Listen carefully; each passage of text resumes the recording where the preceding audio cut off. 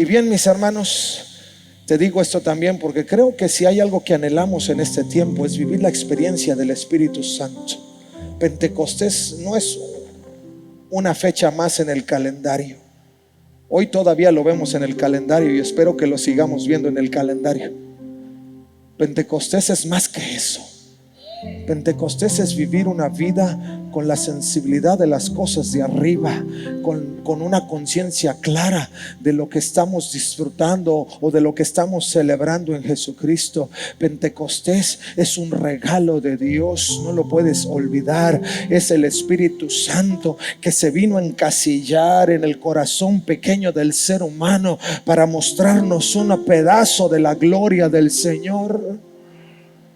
Tómalo en cuenta, tenlo presente. Pentecostés, insisto, no es solamente la fiesta de algunos que en algún momento lo tomaron como tradición para poder tener presente algo que no se podía olvidar de su herencia como pueblo. Pero para nosotros en el siglo XXI, Pentecostés representa poder de Dios. Pentecostés representa manifestación de Dios. Pentecostés representa una revelación extraordinaria de la gloria del Altísimo, que sigue queriendo tener contacto con nosotros como hijos de Él, como redimidos de Él. Pentecostés es digno de celebrarse porque sigue siendo para nosotros la intención de Dios de conectar con el corazón del hombre, y que no se nos olvide a través de su Espíritu que sigue habiendo un Dios en los cielos sentado en el trono, siempre dando al corazón de esta humanidad amor como nadie puede dar amor. Todavía no es tiempo de juicio, por eso no está en el trono juzgando. Está en el trono repartiendo gracia, repartiendo bondad, repartiendo misericordia, pero llegará el tiempo del juicio. Pero hoy, en la época de la gracia, aprovechemos y honrémoslo por lo que es y por lo que Él nos ofrece. Hoy quiero tocar un tema que creo que es el meollo de poder vivir una experiencia profunda en el Espíritu. Yo le he dicho que en mi vida tengo algunos superhéroes. Obviamente que el primero entre todos es Jesucristo. Leo la historia de Jesús y repaso y escudriño y sigue siendo una experiencia cautivadora, porque es una palabra activa que cada vez que la lees no lo lees como un dato histórico, lo lees como algo que está generando en ti vida, que está saltando en tu corazón. Y luego viene otros dos personajes que para mí también son como que los superhéroes del Evangelio. En el Antiguo Testamento, me voy al Nuevo Testamento porque voy a hablar del que está en el Antiguo Testamento, pero del Nuevo Testamento tengo a un super Pablo, que aunque Pablo no se consideraba super, solo se consideraba Pablo, siervo de Dios, se consideraba basura. Para mí es como que un referente importante para vivir y cultivar una vida allegada al corazón de Dios. Porque si usted repasa las experiencias de Pablo a través de todas sus cartas, yo no sé si a usted le pase así, pero a mí me motiva. Le dije: Señor, si Él pudo padecer y realmente padecer por ti, ¿a poco yo no puedo hacer lo mínimo, básico, indispensable? Y me inspira, me motiva. Y luego encontramos en el Antiguo Testamento a un David, un hombre conforme al corazón de Dios. Ahora, ¿por qué David es pertinente para este tiempo donde tratamos de promover el mover de Dios en nuestra vida? Porque David fue un personaje que, aunque su vida fue desarrollada en los anales de la historia del Antiguo Testamento, era un hombre que vivía bajo la dirección del Señor, bajo la dirección del Espíritu de Dios. Ahora, en el Antiguo Testamento la manifestación del Espíritu no era en una forma constante, permanente, como lo es en el Nuevo Testamento, porque solo en momentos específicos el Espíritu de Dios se manifestaba, pero Dios se movía, Dios obraba, Dios tocaba. El tiempo de la gracia nos permite, a través de Jesucristo, hacerlo en una forma constante, vivirlo en una forma permanente. Por eso yo le digo, disfrútelo, aprovéchelo, viva la experiencia, porque hoy lo podemos buscar todos los días. En el tiempo del Antiguo Testamento lo buscaban todos los días, pero no siempre escuchaban.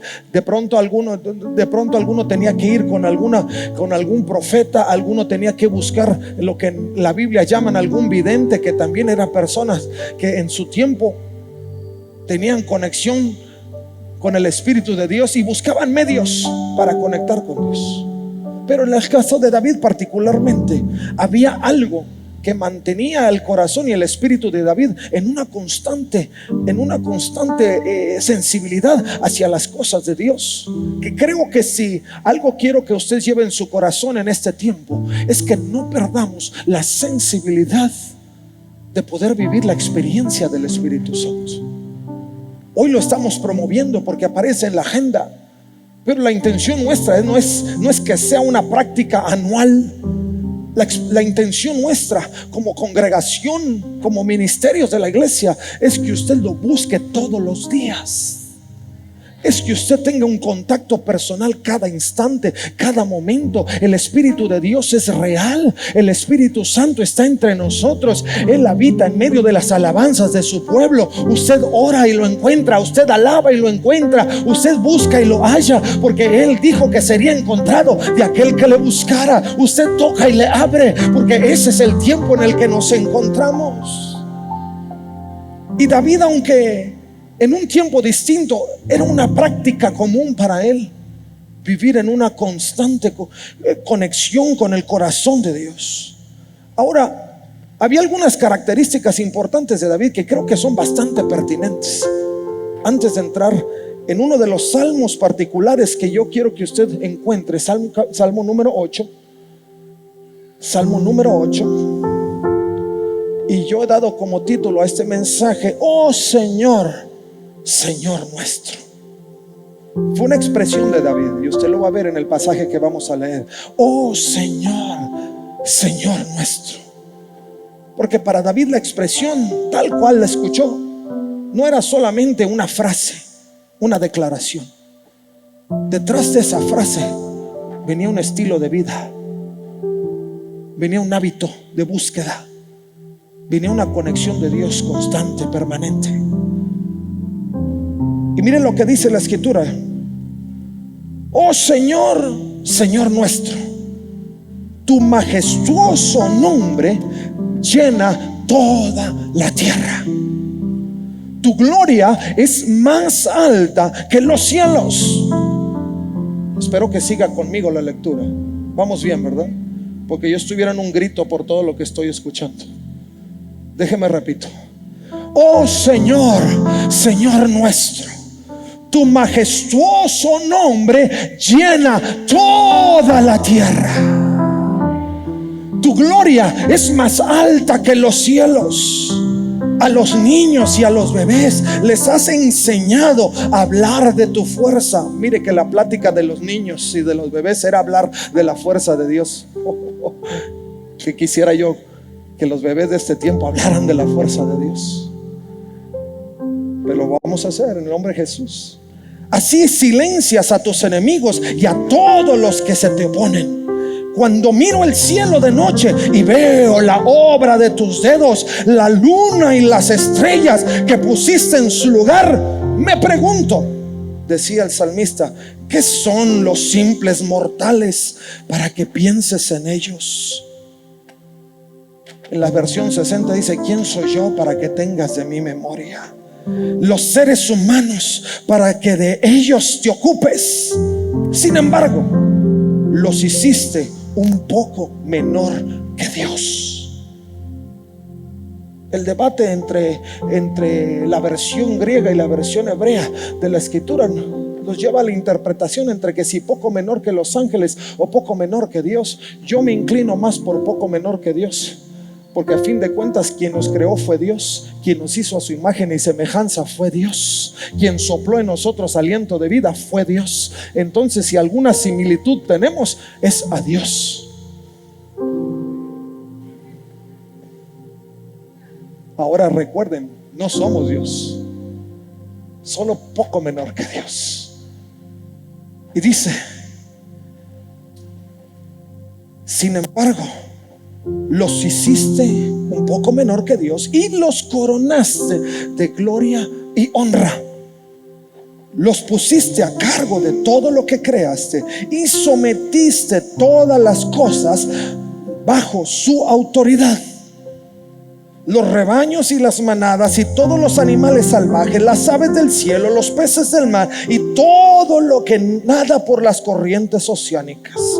Y concluye el salmista diciendo: oh Señor, Señor nuestro, tu majestuoso nombre llena toda la tierra. Qué expresión del salmista. Qué manera de declarar del salmista su condición, su anhelo, su perspectiva de la vida y de aún de sí mismo.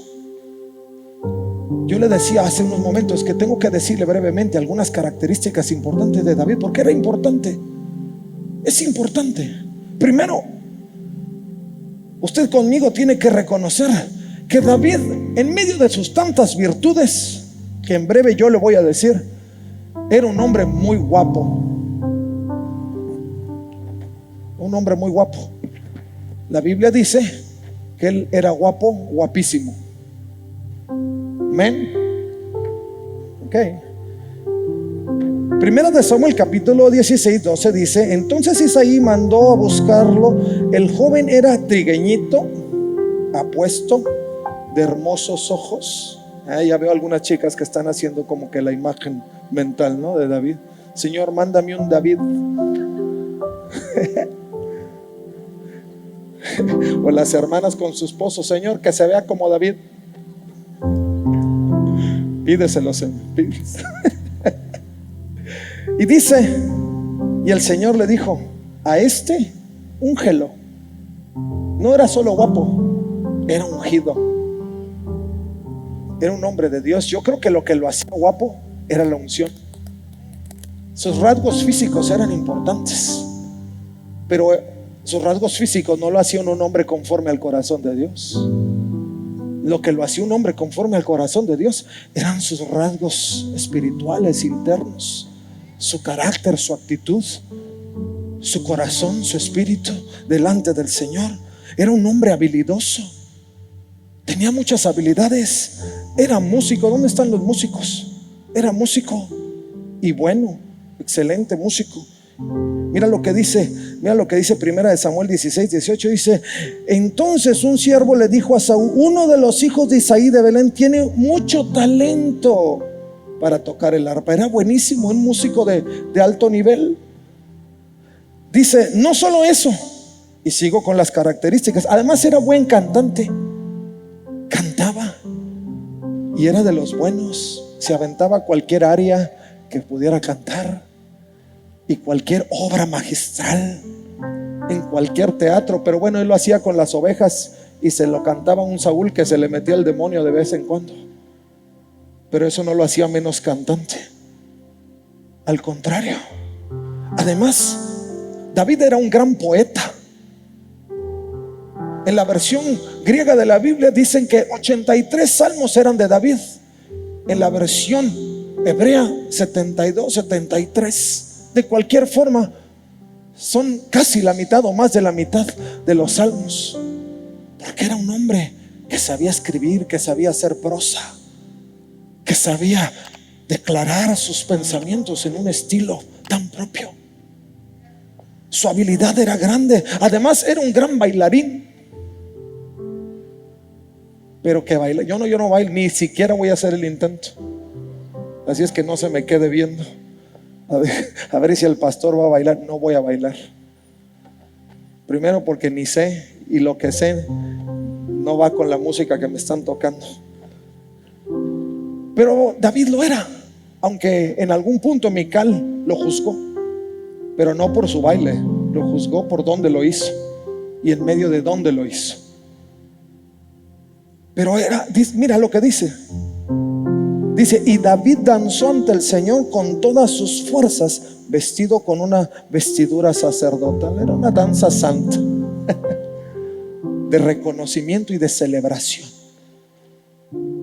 Ahora te estoy diciendo esto sin que pierdas de vista que lo primero que nosotros reconocemos de David es que era un hombre ungido. Sí, guapo, pero ungido, que era lo que lo hacía guapo y era lo que promovía sus habilidades.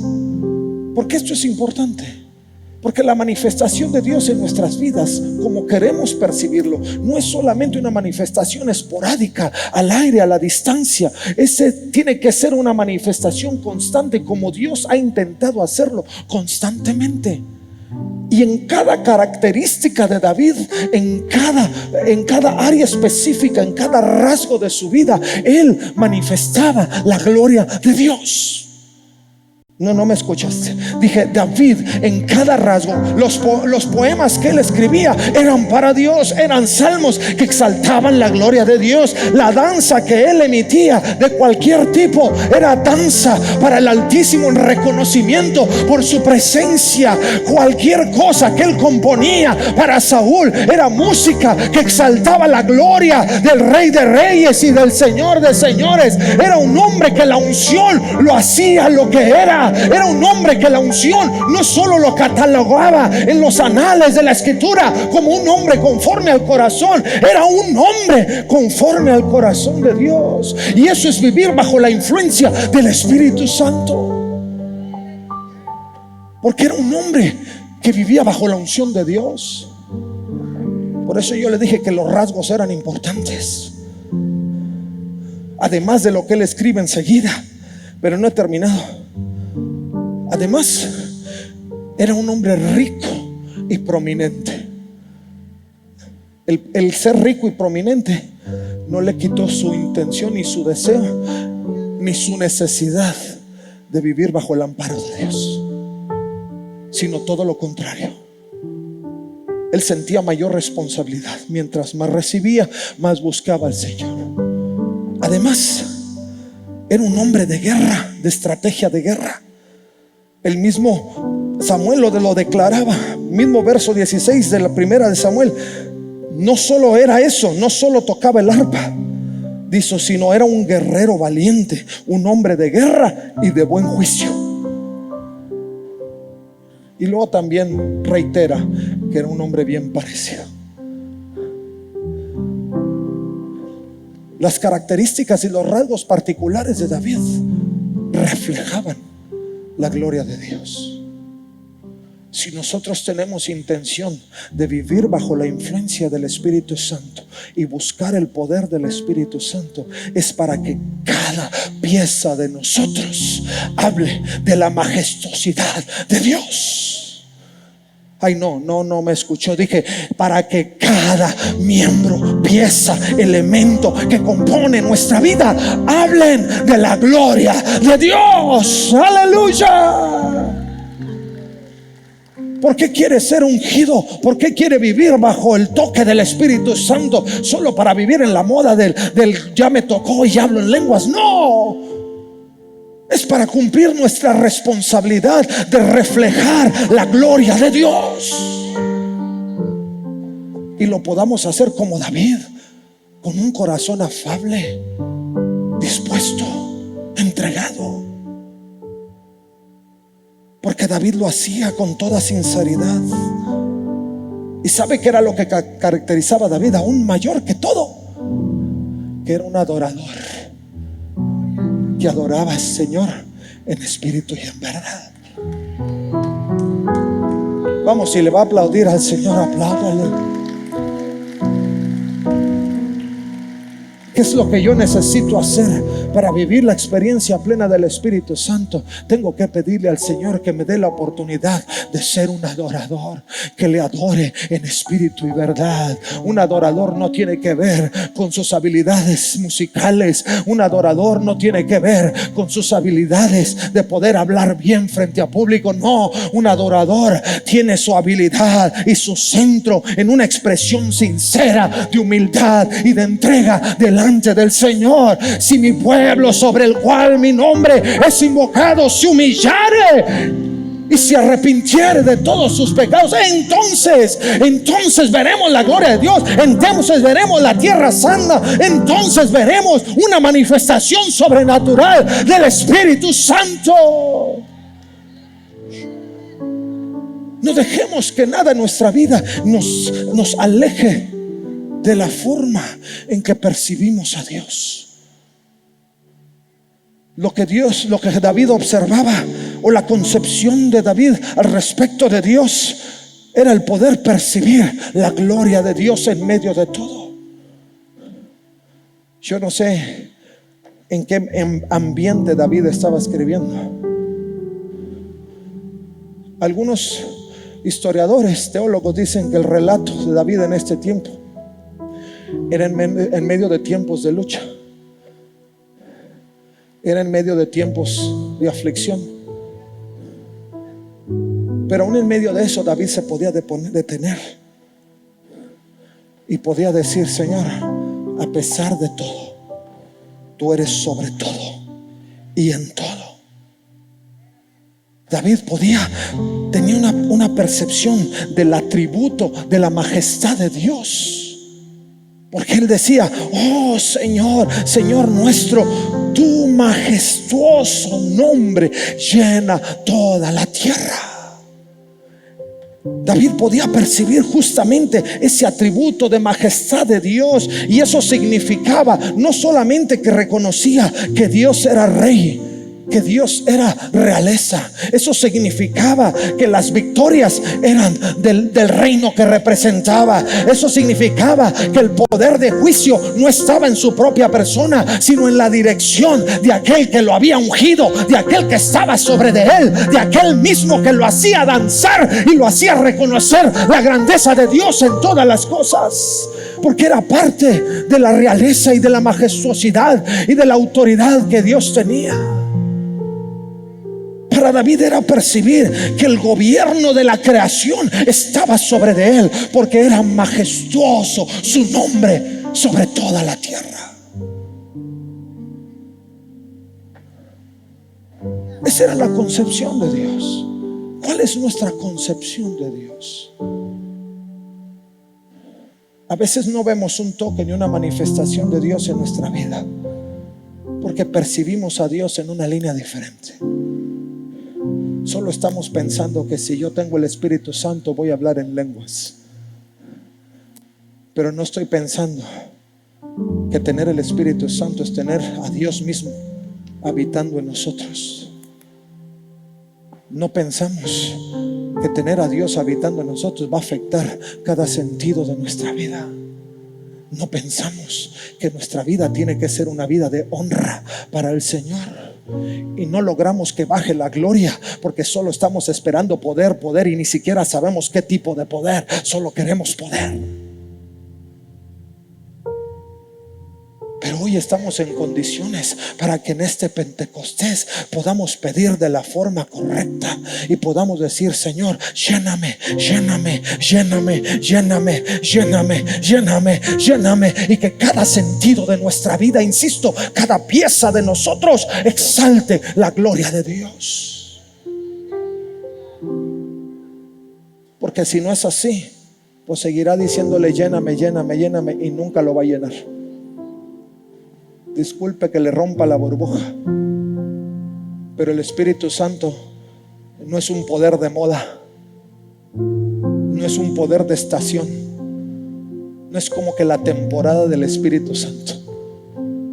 No, el mover de Dios está aquí para fungir en forma permanente, constante, pero uno lo tiene que anhelar por lo que es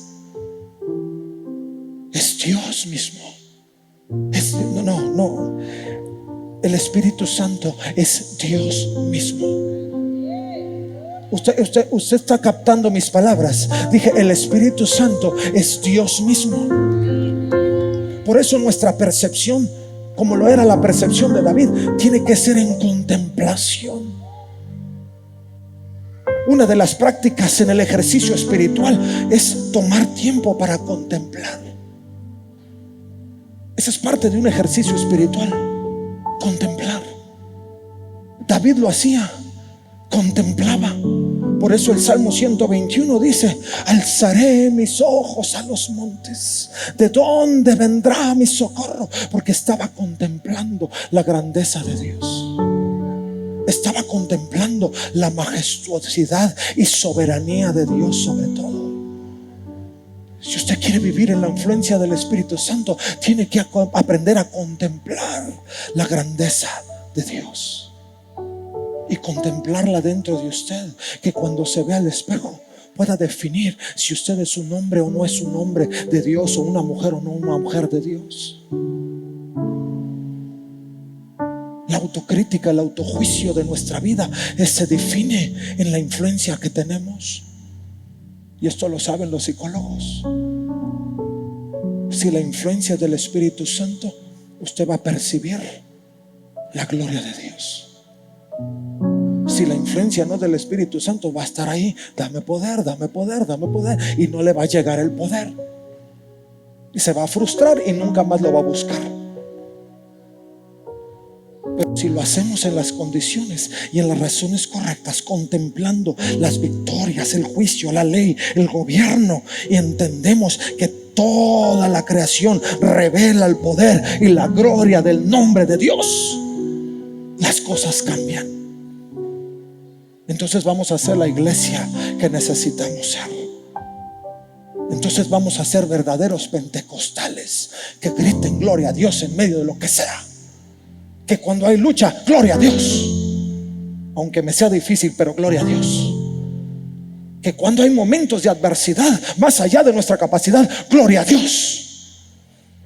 La contemplación de David en ese sentido era: estoy sufriendo, me siento mal, estoy en depre, pero tú eres mi sustento, pero tú eres el que gobierna, pero tú eres el que defiende mi causa.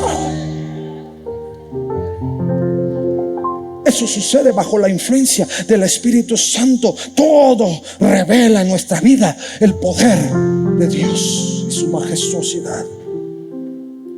Romanos 1:20, el apóstol Pablo declaraba: pues desde la creación del mundo todos han visto los cielos y la tierra. Por medio de todo lo que Dios hizo, ellos pueden ver a simple vista las cualidades invisibles de Dios, su poder eterno y su naturaleza divina. Así que no tiene ninguna excusa para no conocer a Dios.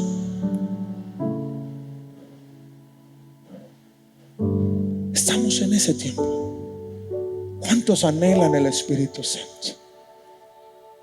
En estos términos, en estas condiciones. Mi hermano, cuando usted empiece a vivir en esta realidad, wow, no va a ser solamente la locura de la iglesia y el mover en medio de un mundo oscuro. Usted no va a caber dentro de sí.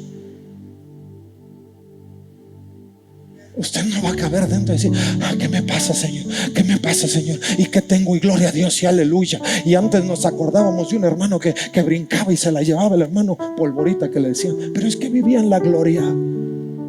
¿Y quién puede resistir la gloria de Dios? ¿Quién? David danzaba, y usted cree que danzaba de vez en cuando. No, yo hasta creo que se la pasaba dance y dance, porque además era buen danzarín. Él sí podía danzar cada rato, no pasa nada. No insultaba los ojos de nadie. Bien parecido, buen cantante, poeta, estratega de guerra, buen danzarín. Pues ¿quién no lo iba a querer ver? Y por sobre todo ungido. Olvídate. Que vivamos en esa experiencia real del Señor.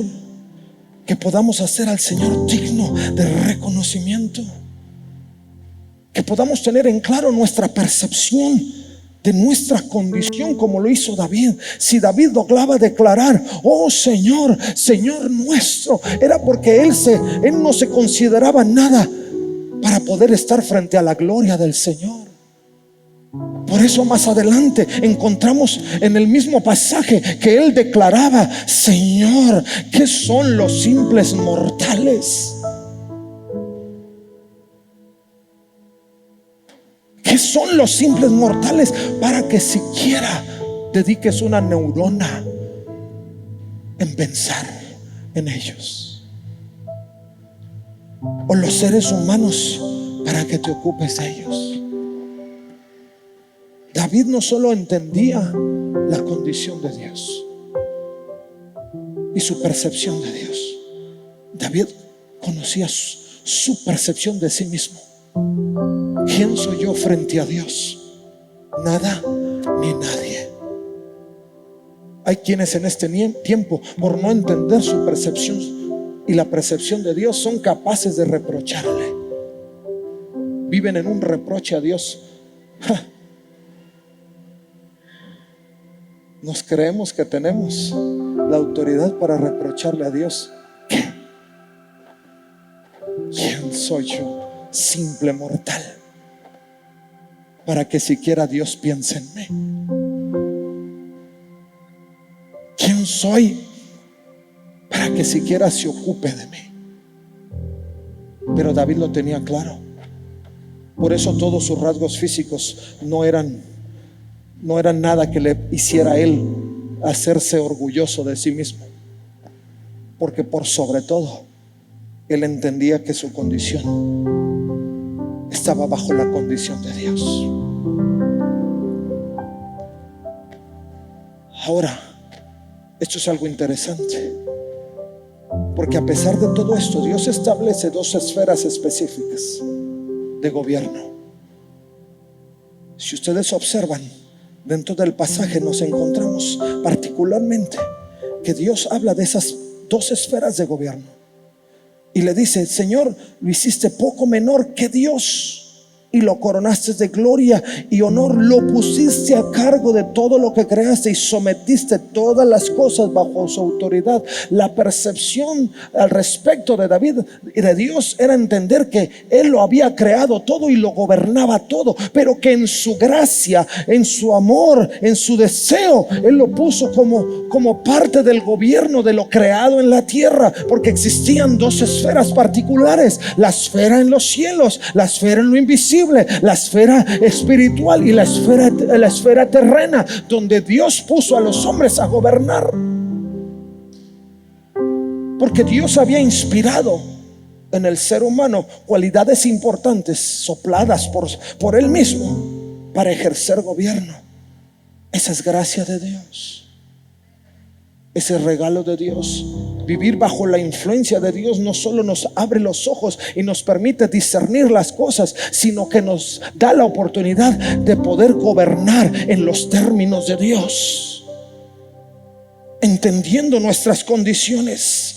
Dios establece las dos esferas. Dios establece los cuerpos celestiales como los cuerpos terrenos. Dios tiene interés en la humanidad, porque Dios quiere que la humanidad, aún en su fragilidad, pueda gobernar en las condiciones de Dios. ¿Y cómo vamos a gobernar en las condiciones de Dios si no es bajo la influencia del Espíritu de Dios en nuestras vidas? Por eso Hechos capítulo 2, Hechos capítulo 1 decía: y recibiréis poder, porque el poder para ejercer autoridad y vivir bajo autoridad estaba en la unción del Espíritu de Dios en nuestras vidas. A su nombre. ¿Qué cosa? Con razón el salmista decía: ¿quién soy yo para que pienses en mí? Dios quiere que yo gobierne. Cuando yo lo contemplo y miro su gloria y la obra de sus manos,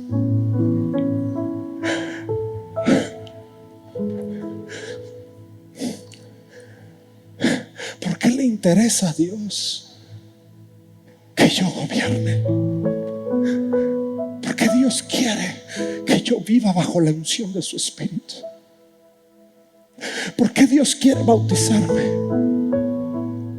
Falto, pecador, limitado, inconsciente, y aún en tiempos lo rechazo. ¿Por qué?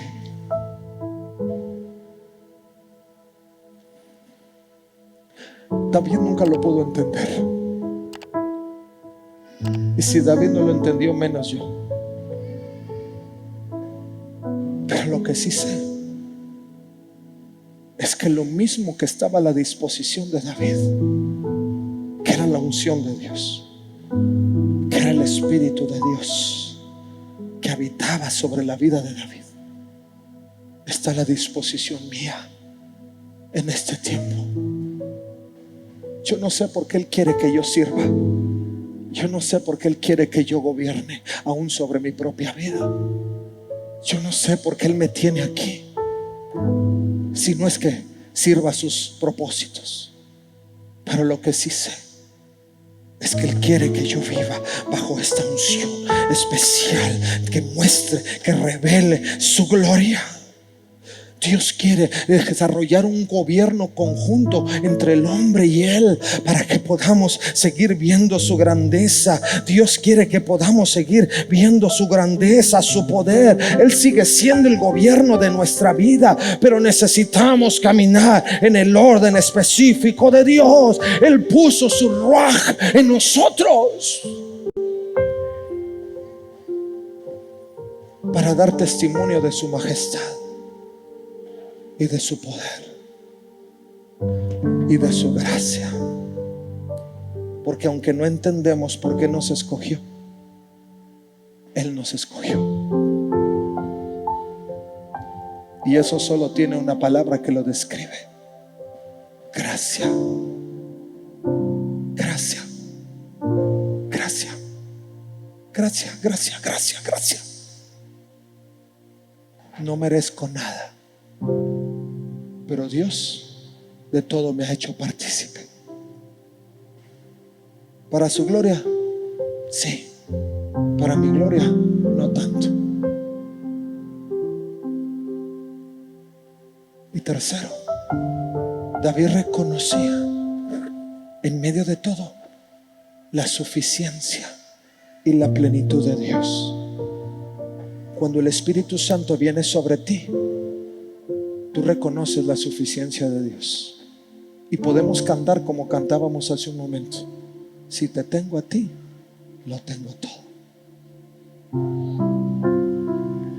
Si no conocemos esto, lo vamos a cantar, pero no va a tener el significado que tiene que tener, y solo va a ser una linda canción.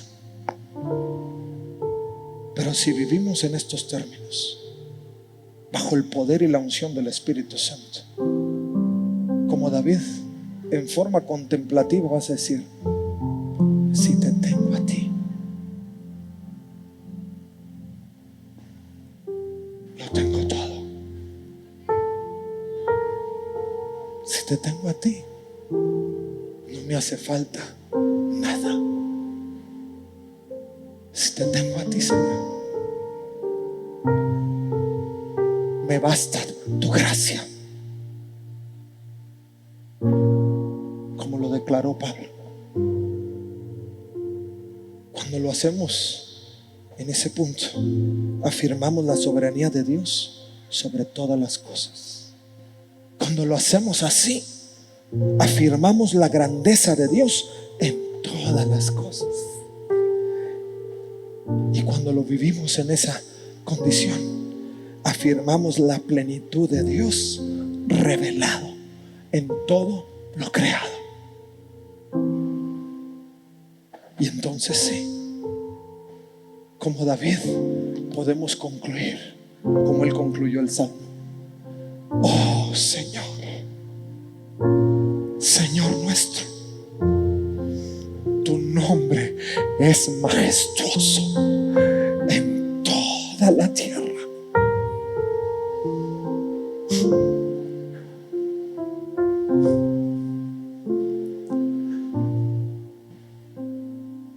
¿Cuánto anhelas del Señor?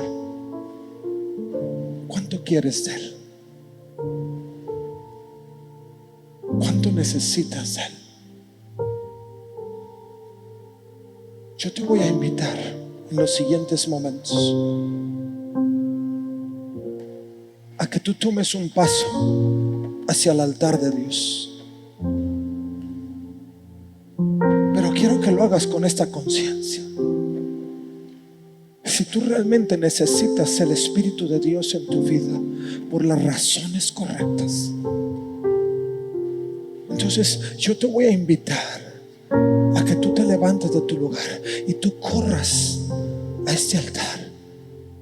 Si tu percepción de Dios ha sido distinto a lo que Dios anhela de ti, para que tú vivas la experiencia del poder de Él en ti, y necesitas ponerte a cuentas con Dios, yo te voy a invitar a que corras de tu lugar y le digas: Señor, aquí estoy. Esta es la oportunidad que Dios te está dando, para que no solo vivas en un rasgo característico de tu vida humana y terrenal, pero para que empieces a vivir la experiencia profunda y espiritual de tu relación con Dios y del poder de su Espíritu obrando en tu vida. Si tú eres esa persona, no te voy a rogar mucho porque el tiempo ya se fue.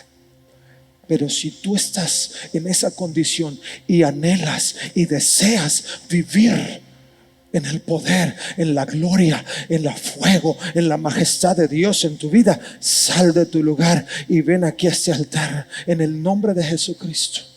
En el nombre de Jesucristo. El resto de la iglesia, te pido que estés de pie, por favor, y oremos al Señor.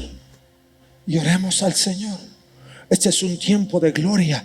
Tú tienes que decirle: Señor, hoy quiero celebrar Pentecostés por las razones correctas. Hoy quiero celebrar Pentecostés con la actitud correcta. Hoy quiero vivir la experiencia de tu Espíritu por lo que tú quieres que yo la viva, y que me empiece a deleitar por las razones correctas por las que tú quieres que yo me deleite. No es trabajo, no es esfuerzo, no es sentir, no es solo vivir una experiencia esporádica o espontánea de la vida. No. Es vivir la permanencia, la constancia, la suficiencia.